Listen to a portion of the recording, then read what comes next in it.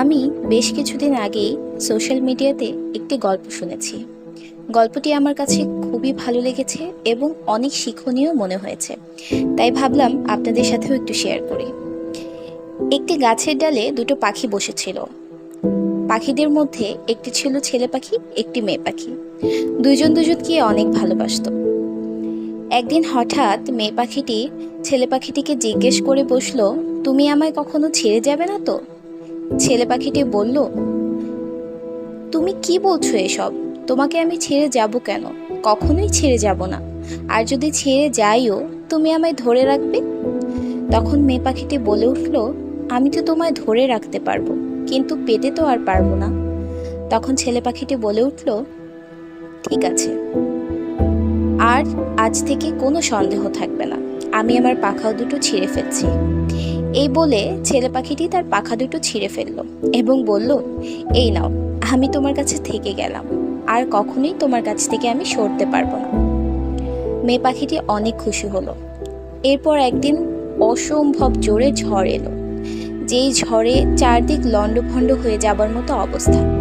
ঝড় তখনও পরিপূর্ণভাবে আসেনি। মেয়ে পাখিটি অমনি উড়ে যেতে লাগলো এবং একবার শুধু ছেলে পাখিটির দিকে পেছন ফিরে তাকালো। ছেলে পাখিটি মেয়ে পাখিটিকে বলল, তুমি উড়ে যাও, আমি উঠতে পারবো না। আমার সেই উপায় নেই, কারণ আগেই আমি আমার পাখা দুটো কেটে দিয়েছি। মেয়ে পাখিটি আর দেরি না করে উড়ে গেল। সব ঝড় যখন শান্ত হয়ে গেল, তখন মেয়ে পাখিটি আবার ফিরে এলো। ফিরে এসে দেখলো ছেলে পাখিটি আর নেই। ছেলে পাখিটি ততক্ষণে মারা গেছে এবং গাছের ডালে কিছু লেখা লিখে দিয়ে গেছে।